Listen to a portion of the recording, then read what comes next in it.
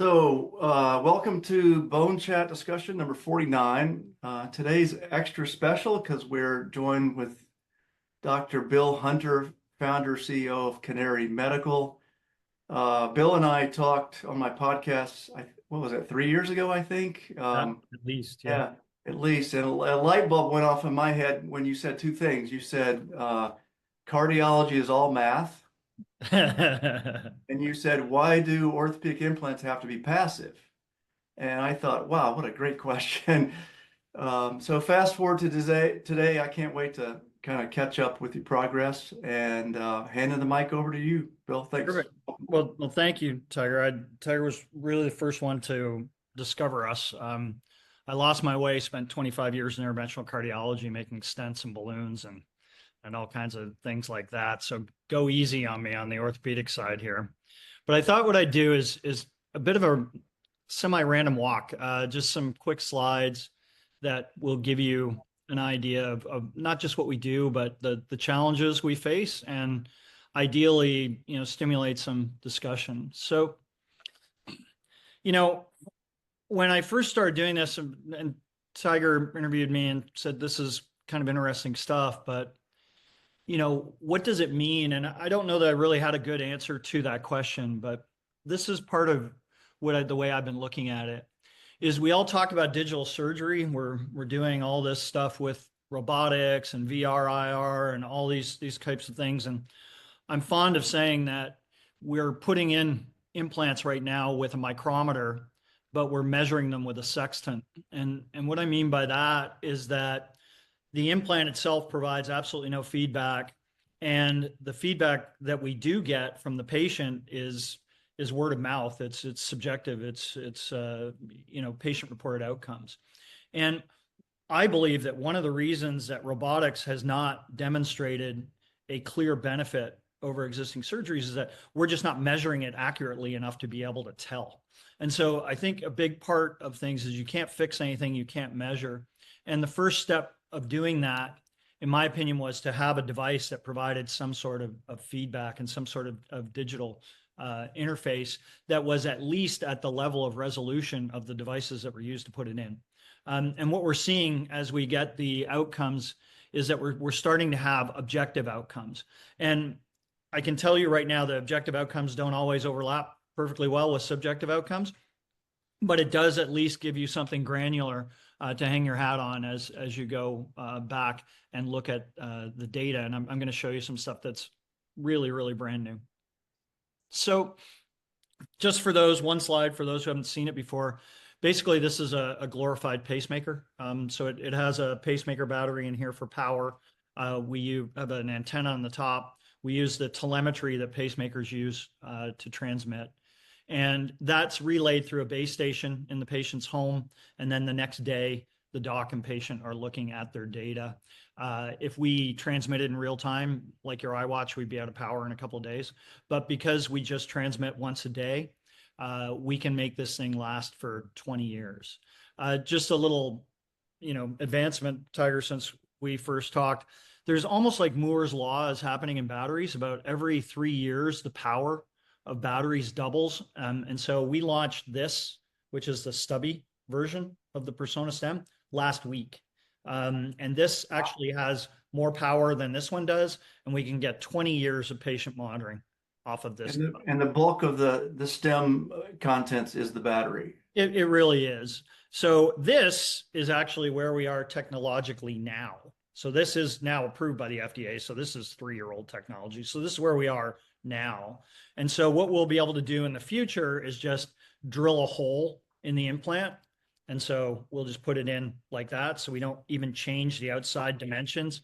And that's how we'll get into hip and shoulder and other things like that. So we'll go to kind of a cartridge design to get into more indications. It took us about 2 years to really build what I would call the digital underpinnings. So the first thing we had to do was create what we called recovery curves.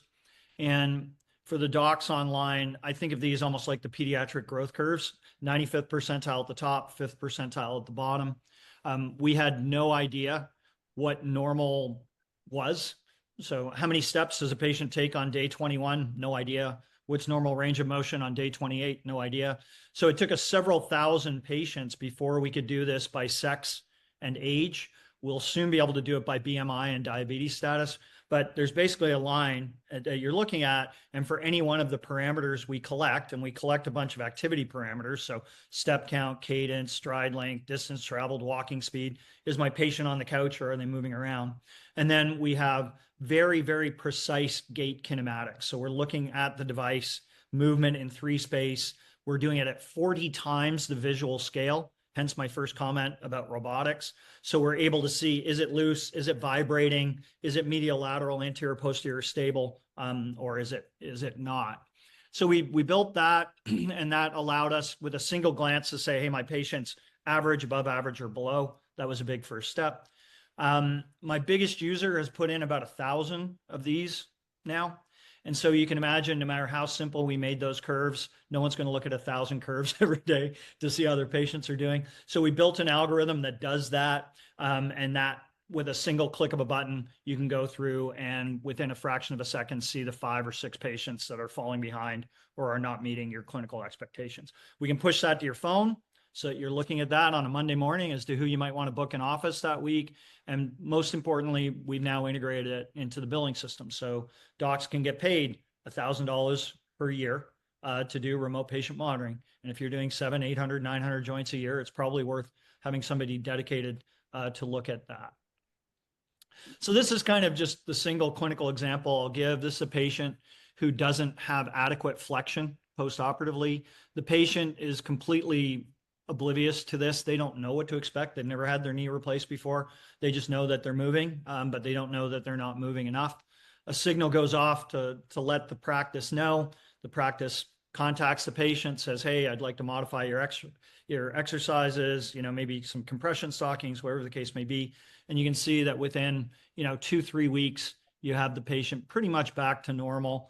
If that patient didn't see their doc until the scheduled 3-month follow-up, you might have a fixed deformity. You might have something that, you weren't able to just fix with PT. So the object here is to identify these people who are falling behind, identify why they're falling behind. Is it an extension problem? Is it a flexion problem? Is it a stability problem?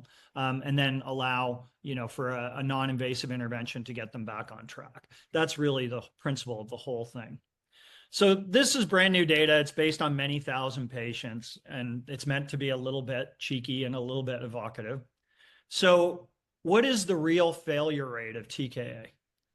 So we've been saying for, 40 years that 20% of patients are unhappy with their outcomes. And that hasn't really been touched by biomaterials or robotics or anything else. And that's what we see. The data would suggest that all patients are not created equal. So what I'm trying to show in the middle here is that it looks like the mechanical failure rate, and these are my words, not anybody else's, but the mechanical rate of failure is about 5 or 6%. And by that, I mean, it doesn't seem to matter what you do to this patient. You give them great care, you monitor them every single day, you change their exercises. It just doesn't seem to matter.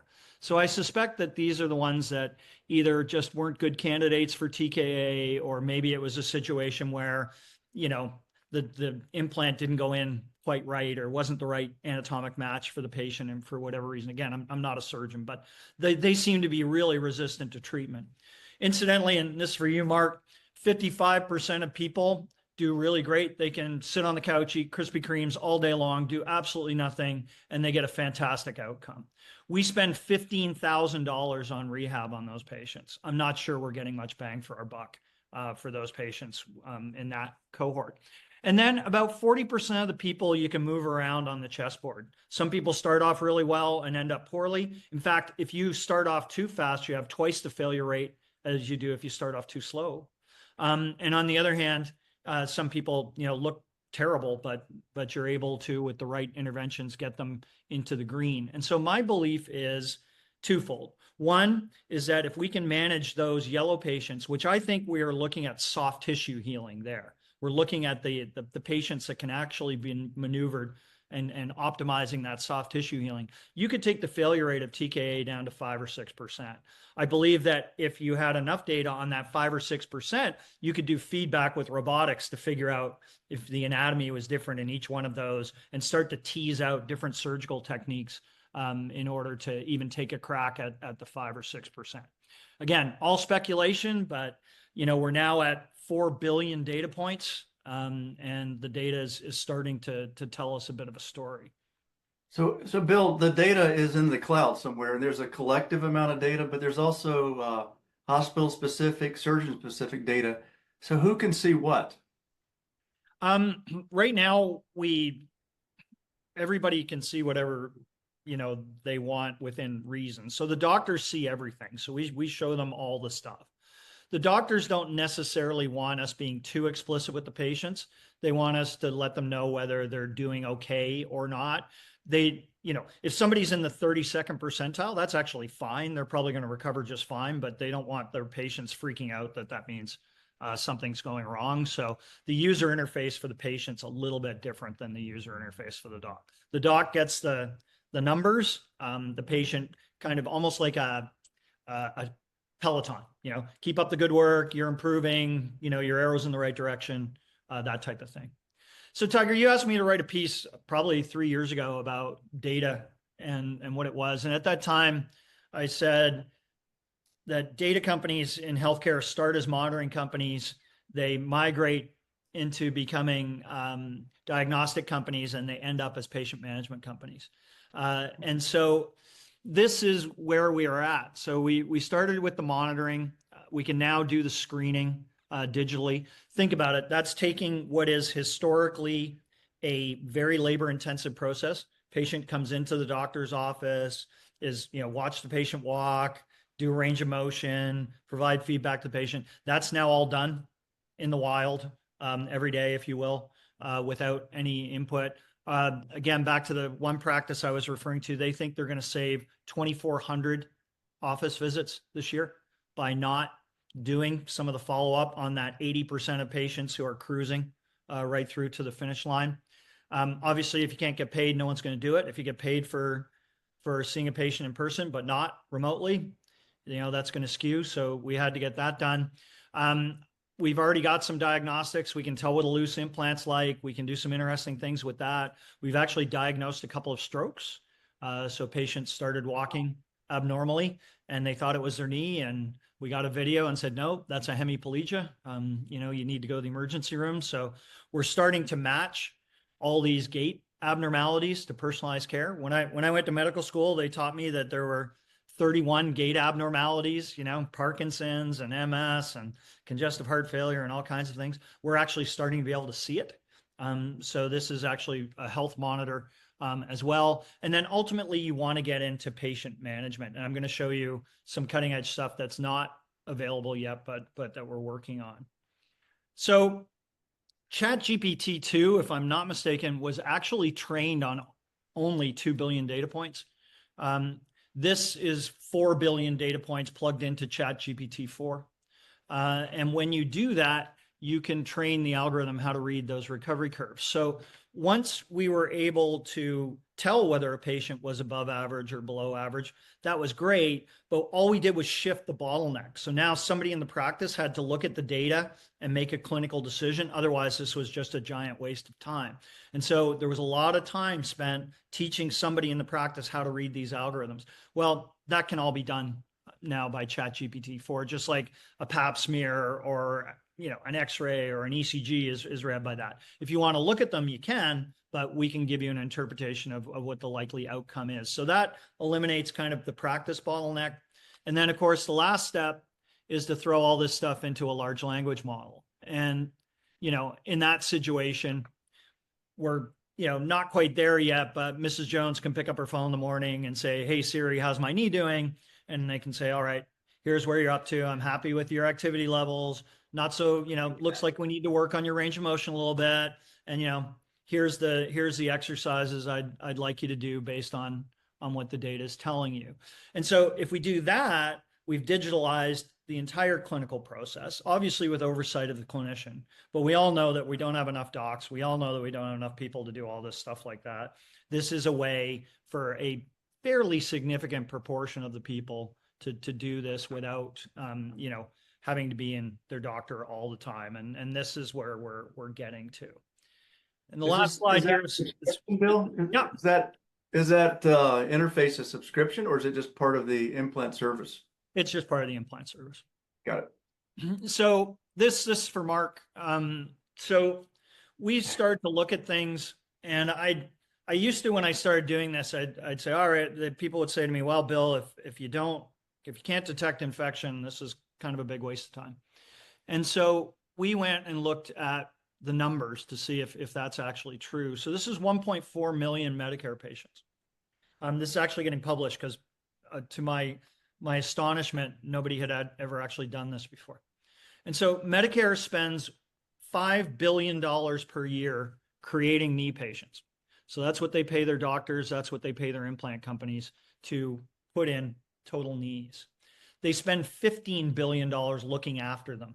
So to no clinician's surprise, creating a patient is nowhere near as expensive as looking after a patient. Very intuitive, but not often collected. And the reason is that the aftercare is a grab bag of things. It's x-rays, it's MRIs, it's home health, it's, readmissions and the like. But I don't know if you can see my cursor or not, but the cost of complications actually relatively small, right? Your big expenses are ER visits and readmissions, your home health. 70% of Medicare patients get home care visits. X-rays and MRIs are, I think, all of those are at least double the cost of all the complications combined. So it's patient management where the money is, if you're looking at it, and being able to do this is very important. If you look at how Medicare spends their money, they spend $5 billion, so the equivalent of the entire knee market in days 1 to days 90. They spend the knee market again, 5 billion more, day 91 to day 365. And the data I didn't believe, which is year 2, they spend another 5 billion in year 2. I thought that all of that cost would have worked its way through the system by the end of year 1, but that's not the case. And so I'll leave it there. And hopefully there's some points of discussion here, but I think we've already reached the killer app, and the killer app is looking after the patient. And I call this continuous glucose monitoring. I call it CGM for orthopedic surgeons. And the key with diabetics is to keep them out of the hospital, right? The key with diabetics is to keep their glucose within normal bandwidth. And if we can keep our patients within normal recovery limits, that's actually where the money is. I would love to get to the complications. We're working hard on it, but I don't think that's actually where this goes. I think this goes to skewing those yellow patients into becoming green patients and cutting the cost of care associated with it, and the number of human beings required to actually do this, amount of work, because total knees and hips combined are the largest surgical procedure in the United States. They're even more common than C-section. So it's not a trivial cost for the system. Great. So that's where we're at, Tiger. Thanks for that update. Wow, you've done a lot in 3 years. So Elizabeth's up first, and then Mark Maloney. So first of all, I have to tell you that the Canary assistant is already pinging on my phone. I'm in physical therapy, and this morning I only did half of my exercises. So the app would be going, hey, Elizabeth, get going. Exactly. I'm blown away by this. This is very impressive. I seem to recall hearing about it a couple of years ago. I didn't dig into it. I'm not sure why. And that's my main point. And I'm curious, what does the next 6 to 12 months look like for you, for the company? Yeah. So, we've kind of got 3 major efforts underway. So the first is to basically do what I call, as corny as it sounds, the knee CG, right? So we have all these curves, right? We have all these, how the knee's moving. We have 6 dimensions of knee movement. Yeah. And what we would like to do is to be able to say, see this squiggle right here? That's a fractured patella. See this squiggle right here? That's an evolving infection. See that squiggle right here? That's a patient with a DVT. And, again, my background, I spent 25 years in interventional cardiology. We use an electrical wave, an ECG, to diagnose myocarditis, ischemia, valvular heart disease. None of those are electrical events, but an abnormal heart beats differently than a normal heart. And we see that in the tracing of the ECG. We are starting to see that in how a human being walks. If you've got a hot red knee, you walk differently. If you've got a DVT, you walk differently, right? If you are developing Alzheimer's disease, you walk differently. If you're in CHF, you walk differently and your activity metrics change. So that's where the big data comes in, where I'm hoping that in addition to what I just showed you, there'll be a little box on the right-hand side saying this patient's at high risk for a DVT, or this patient's at high risk for loosening, and so on and so forth. Because really, gait is a biomarker on steroids, right? It requires an intact respiratory system, cardiovascular system, musculoskeletal system, neurological system. And if you're monitoring somebody's gait from 7 in the morning till 10 o'clock at night every single day, even subtle changes you can pick up. So that's really important. The second thing for my orthopedic surgeon colleagues, and I'm way out over my skis here, but everybody's interested in, okay, let's look at pre-operative gait.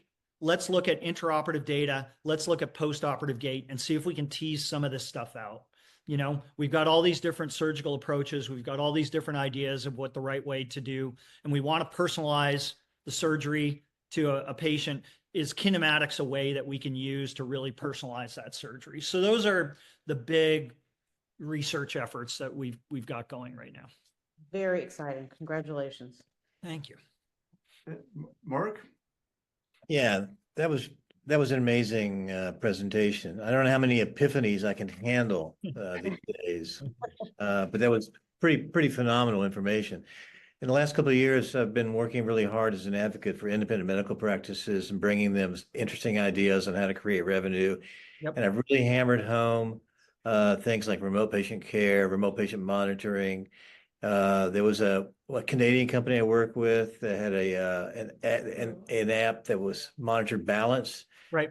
Because the number one reason for readmission after total joint is falling down. Yep. Your 31% really captured that very well. Yep. Are you familiar with a Canadian company out of Montreal called Emovi? Yeah, they have a wearable, do they not, or brace based? Well, it may be temporary. They throw some infrared markers on your knee, and then you walk 5 minutes in treadmill, and they call it the knee KG.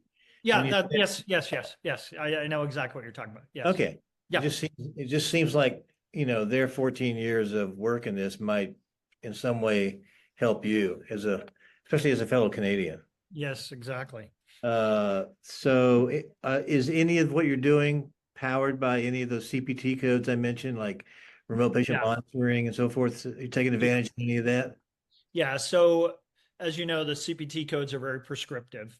Yep. You have to have 16 days worth of data. It has to be physiologic in nature. So our device is actually programmed specifically to deliver that. So one of the ways we cheat on power is that we monitor every single day in the first year, but then we only monitor 4 months in years 2 to 5, and then we only monitor 2 months in years 6 to 20, because at that point you're just looking for patient, changes from baseline. And so, but the way we monitor still would allow the doctor to bill that annual follow-up, because they get 16 days worth of data within the 30-day period in order to do that. So we had the advantage of designing the device to fit the codes, not the other way around. And that, that allowed us to keep up. Okay. My last question is, would you like a fresh introduction to those guys? I know that your Zimmer connection would make them super excited. I know they're kind of they're in between rounds and that kind of stuff. They could really probably use an injection of enthusiasm. Absolutely. Okay, thanks. Just do. Thank you. All right, Kyle, and then Joe. Thanks, Tiger. So Bill, you touched on what I was going to ask you about a little bit. You show that you gather data, and one of the data pieces that you get is, say, range of motion, and you have a patient monitor. It shows they're only at the 10th percentile, and that says, okay, we're going to suggest something as action. But that data set is all part of your post-TKA patients, and you've looked at the range there. Well, someone in the 10th percentile post-surgery, that may actually be great for them because they were in the first percentile before, Yep. and it's actually a big improvement. Absolutely. So I'm curious about your plans for some sort of preoperative thing where as your device gets smaller and smaller, do you put it in a patient for a year before their operation to have a baseline, or do you do something contralaterally? What's the plan? What are you looking into next for that? Yeah, sure. So we built a wearable version of this, but we really don't want to be in the wearable field, but we built it for the docs where it's the same IMU, right? So you have at least an apples to apples comparison pre and post op. And the idea would be that you put this on the patient a little bit like a Holter monitor, send them home with it for a day or two so that we could get an idea of their preoperative gait function. So we at least have a way to compare pre and post operative function, because you're absolutely right. I mean, for some people, you know, that would be a 10x improvement, even if it wasn't, you know, relative to their peers. So that's something we want to bring in place for the reimbursement folks. That's also an interesting data set in terms of pre-qualifying patients for surgery as well. So using kinematics as a pre-qualification metric. So that's in the works. And I'm just waiting for the docs to get enthusiastic about doing gait assessment preoperatively. May not happen. Yeah, when Bill and I talked 3 years ago, one of the aha moments was this solves the compliance problem with wearables, because people they don't, after they take a bath or shower, they don't, or sleeping, they take their thing off. Well, when you put the implant inside, that solves the compliance problem for 20 years. Yeah, that's a really good point. A professor of mine used to say that the problem with patient compliance is the patient. And, you know, the reality is, and if you look at the wearable data, it doesn't matter how good the device is, you know, you've lost about 75% of your patients by the time you get to about 3 months. So there's a good uptake in the first, 30 days, but then it tends to taper off. The other thing that I also didn't realize when we last spoke, Tiger, is the benefit of having those sensors cemented into an anatomically consistent position.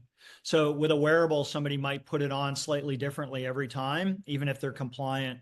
And so you don't get that real apples to apples comparison with time, because ours, anatomically is fixed. Even if we're looking, and we have patients out 3 years now, even if we're looking at somebody at 3 years and we see a change, we're likely to believe that that change is real, as opposed to, potentially just an artifact.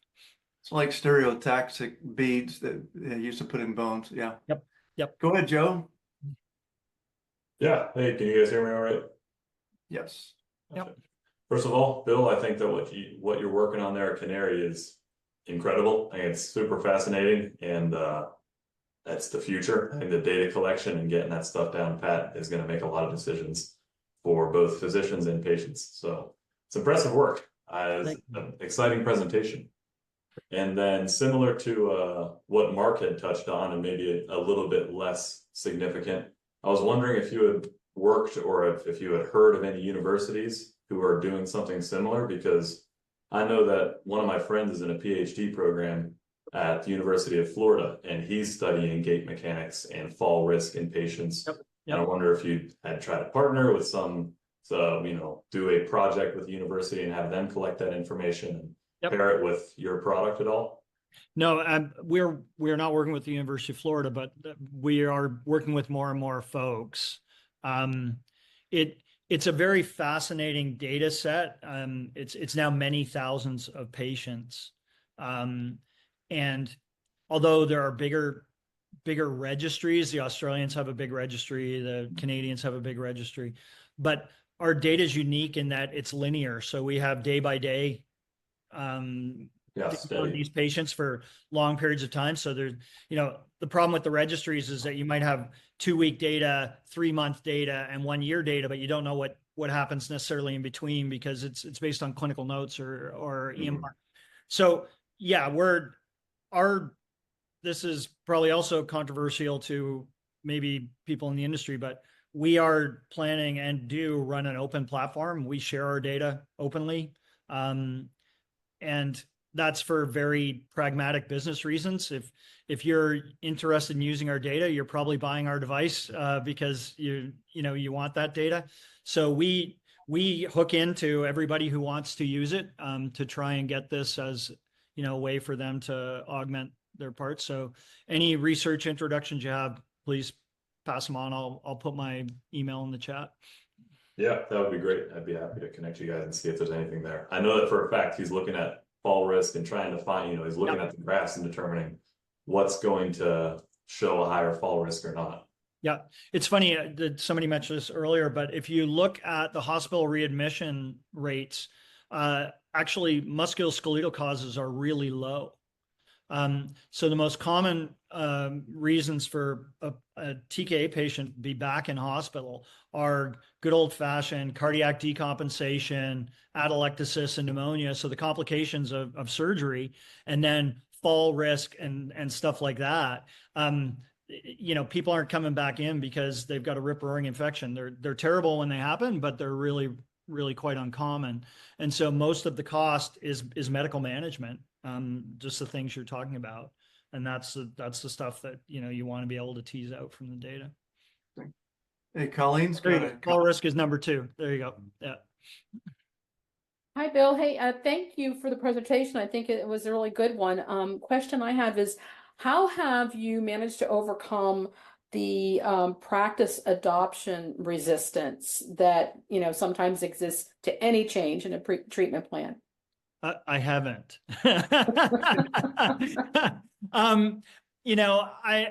This is a gross generalization, but people are dinosaurs like me. It's not uncommon for them to be like, hey, I've been doing this for 30 years. My patients love me. My failure rates are really, really low. I don't do many manipulations. I'm perfectly happy with what I'm doing.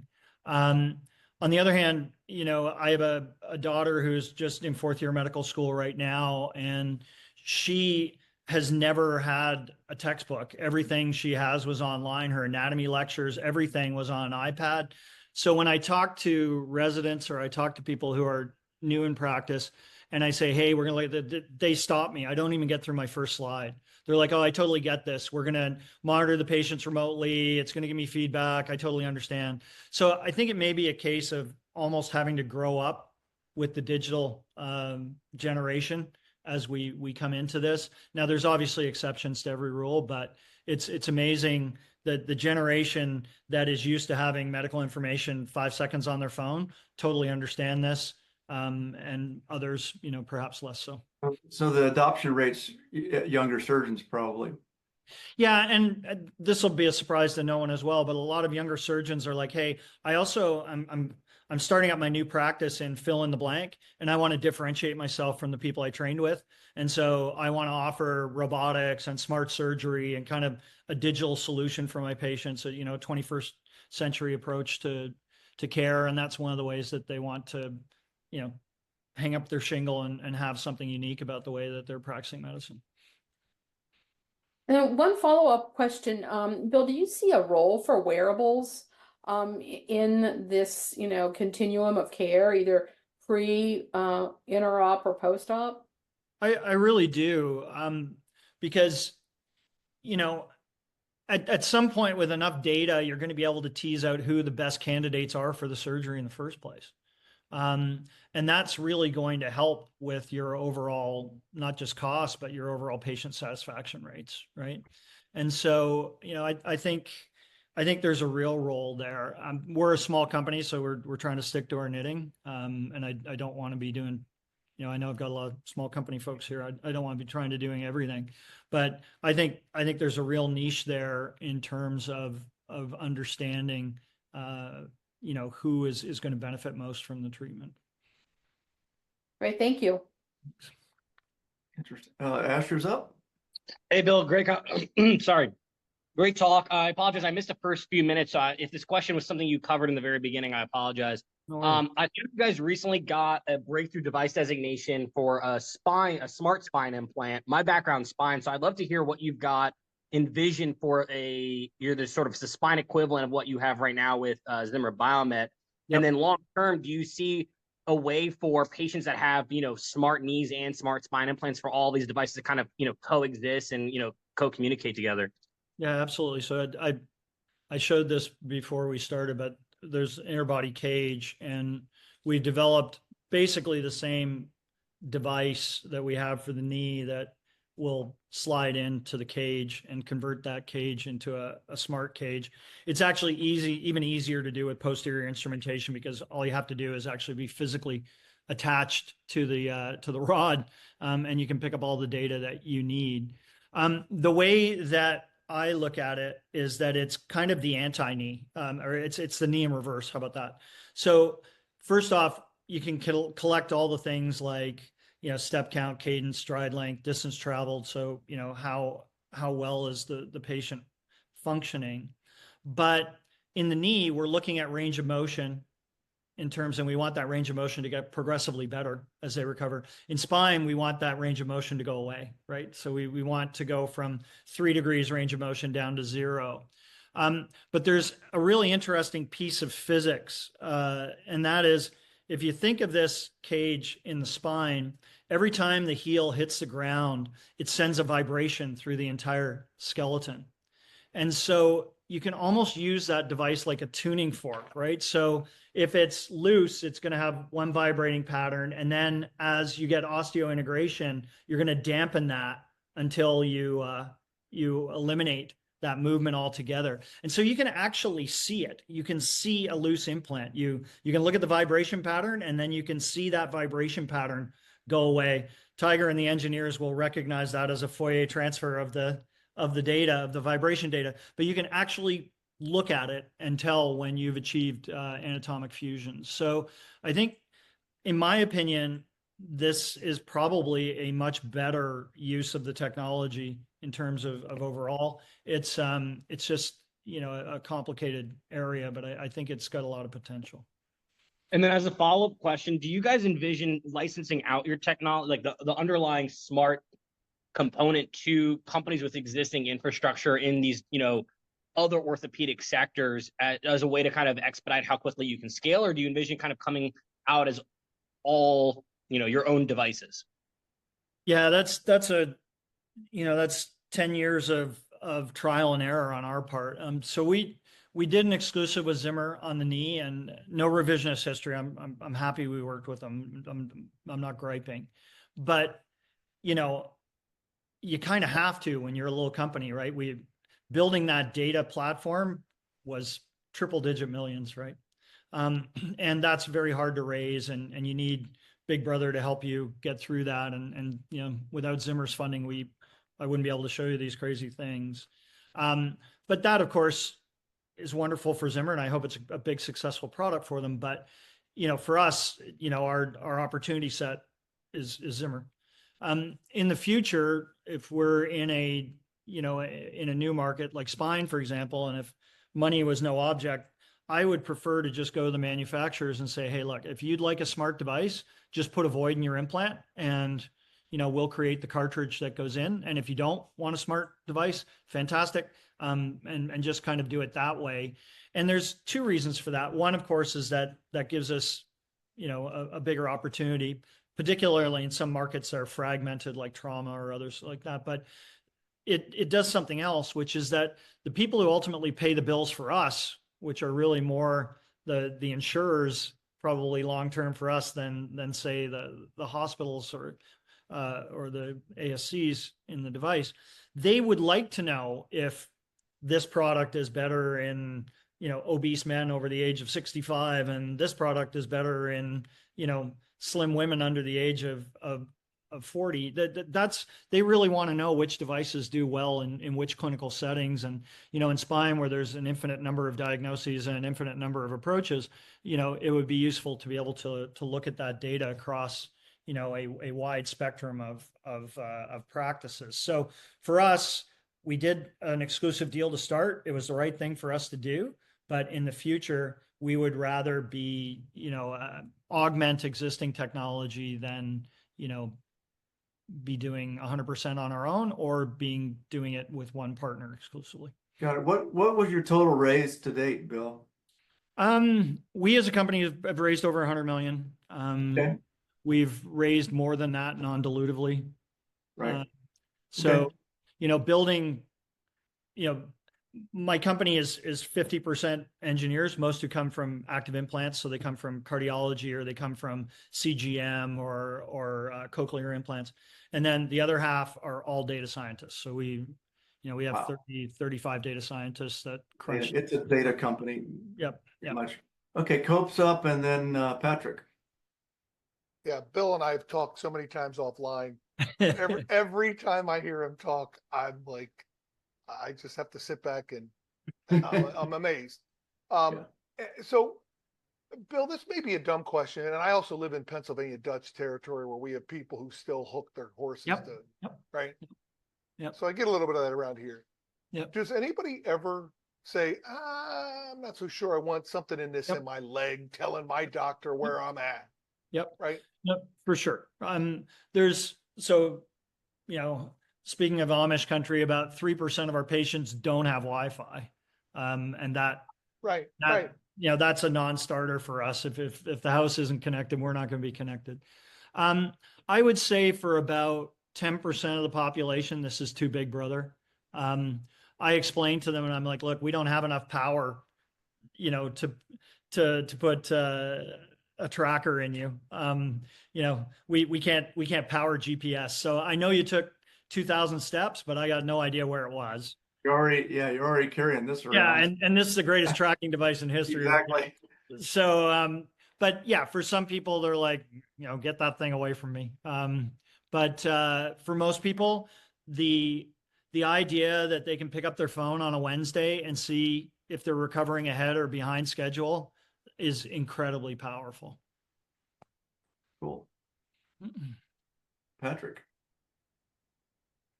Well, you mentioned having a cardiovascular training and background.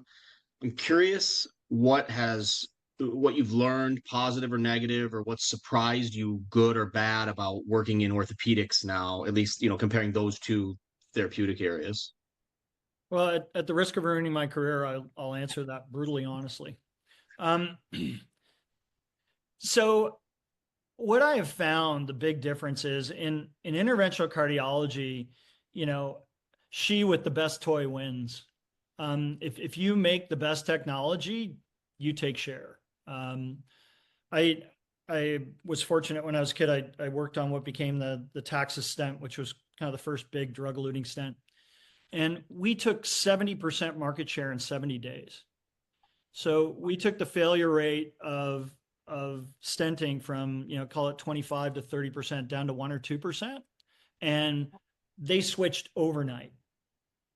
In orthopedics, it's very much different market dynamics. I think even if I was able to show you right now that we could, I think by week 3 right now, I can already tell you whether a patient's going to do well or not. I think we can already do that.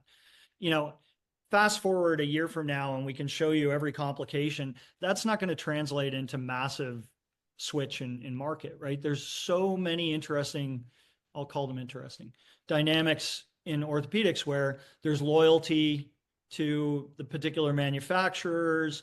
If you've spent a bunch of money on one company's robot, you're not going to be in a big hurry to switch to another company's implant. So it is a very different dynamic. And in fact, efficacy alone is not a good enough part of the story. You have to do so much more than that. And I didn't fully appreciate that. I'm a geek scientist by training, and I thought, all right, if we do something really, really cool, the old field of dreams mentality, if you build it, they will come.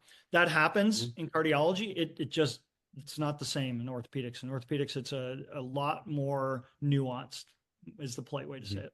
Yeah. Yeah. Do you think some of that is because they're certainly in hip and knee replacements, they're measuring outcomes and over such a longer interval? I mean, cardiology studies are, they're like 30-day studies or 60-day studies or 1-year studies. They're not decade-long types of things. I think that's a really good point. I mean, I've heard it said in orthopedics, don't be first and don't be last. And so I think that's one of the mentalities. The other thing too is, the stuff you do in cardiology is life supporting or life sustaining. So if, you know, if you've got a better outcome, that matters. In orthopedics, it's not the same. And so you're looking at longer endpoints, you're looking at how somebody's doing it a year or 2 years. And we've seen in orthopedics before, the complications may not show up for 4 or 5 or 6 or 7 years and beyond. So in fairness to my orthopedic colleagues, I think it's a different animal. And as a result, the market behaves quite differently. And so you can't just sell with technology. You've got to sell with more than that. You're selling cement, not milk. Yeah, pretty much. Yeah. I know I invested a lot in surgical navigation early on because I had gone to Europe and saw the outcomes were better. Yep. And I came back to the United States and I learned that orthopedic surgeons would rather do 6 surgeries in one day without it than 4 with it. Yep. Because the outcomes were 20 years out. That's 20 years old. Yep. Now, you know, having said that, you know, I've got a few practices that believe that they've cut their complication rates by 200, 300%. And probably more importantly, their patient satisfaction rates are high because people like to know what's going on. You know, waiting until your 3-month follow-up with no idea whether you're good, bad, or indifferent is stressful. And so being able to have some sort of metric is useful. So the flip side of orthopedics is that if a practice converts over, it tends to be stickier technology. Because the reverse is true in interventional cardiology. As somebody else, as soon as they have a better toy than yours, then, you know, you're in big trouble too. So it's got a shorter uptake, but it's got a longer tail. The psychological aspect of patient recovery and patient success is totally underplayed, probably because it's much tougher to sort of put in an academic paper. Yes. But like when people feel that they're doing good and feel that their doctor has not only their best interests at heart, but has their sort of, you know, their doctor is using the sort of latest and greatest technology, they're motivated, they sort of start on day 0 after surgery, like from a better frame of mind. I think that matters a lot more than it like gets discussed, certainly on the podium. Well, and it's been proven in any disease state you ever want to see. There wouldn't be placebo different trials. There wouldn't be a placebo effect if that was true. True. So, and you know, I think so. I practiced emergency medicine before I lost my way and ended up in this crazy business. And I would say that 75% of the people I saw were there for reassurance. Right? Mm-hmm. It's, you know, it's the pizza. You're not having a heart attack. Right? But everybody wonders what's going on. Is this normal? Is that not normal? And so, in my opinion, just the reassurance of looking at saying, oh, I'm at the 70th percentile. Fantastic. Mm-hmm. Maybe keeps me out of the emergency room. Maybe that's an MRI that, you know, I don't go to my doctor saying, oh, I'm kind of worried. And I end up getting an x-ray, an MRI, a bunch of other things. Or I go to the ER and some guy like me puts a needle in the joint. Right. And so I think interesting to think about. Yeah. And so I think the value of just that reassurance is incredible for the patient, but I think it's actually really valuable for the system too. And if you do it right, you know, I think there's a lot of dollars left on the table in terms of treating 80% of people who, you know, are probably just fine. If you can turn ER visits into office visits and office visits into phone calls and phone calls into nothing, it's tough to quantify, but there's definitely financial savings there. And it's going to shock you, but you know who really gets that is the payers.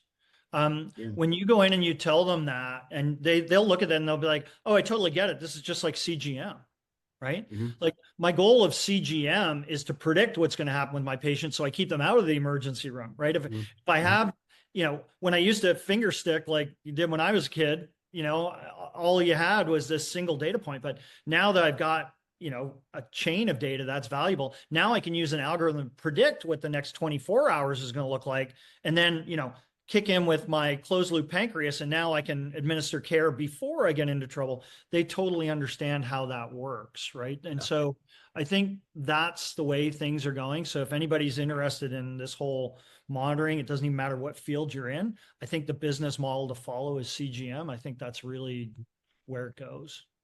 Yeah. Great stuff. Vinay's got a comment or a question? Yeah. Thank you. Thank you, Bill. Bill, have you seen any difference or impact on the readmission rates in the patients who received Persona IQ?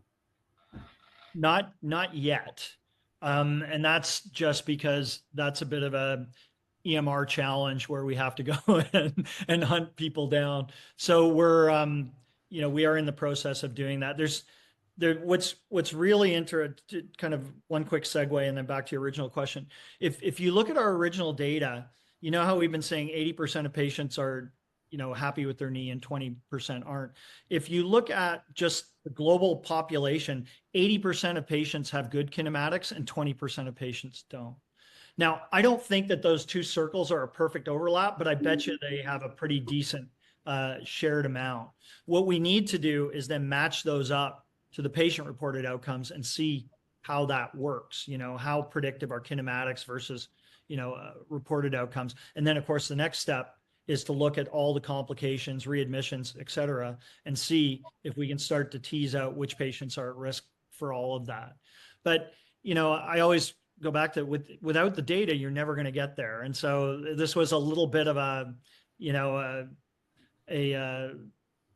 search the new world, Christopher Columbus experiment where you've just got to go get the data and try and figure out, whether the Earth's round or not after. And that's what we've been doing. And I think we now have probably follow up on, 5,000-6,000 people, well out. And so now we can go back and start to do that kind of work. I have a follow-up question regarding the stroke that you identified. Yeah. Can you tell a little bit more what kind of gait patterns help you identify, and can it be done consistently? Sure. So what we encourage the practices to do is if one of our alarms goes off and a patient's got a really abnormal gait pattern, we don't just assume the device is right. So what we'll typically do, though, not we, the practice will send an email or whatever the patient say, hey, will you take a cell phone video of, the person walking? And then they'll look at that cell phone video and compare it. And so that's how it gets picked up, right? So the clinician looks at that and says, oh, that's a hemiplegia, right? And that's how we do it. So we use this as an early detection system right now. We don't do the diagnosis. My hope is that in the future, we'll be able to do the diagnosis when we have enough data. But ours is just to identify something that's way off, and then, kind of channel it into the medical system. Do you think something similar can be done for patients, for cardiovascular patients, especially those who receive? Without question. I read a paper the other day that iWatch, if you use it correctly, you can diagnose subclinical heart failure with iWatch, right? Because you have all this patient activity data, right? So you have their step count, cadence, and stride length, and all that type of thing. And with enough continuous data, you can see those changes in the patient's overall function.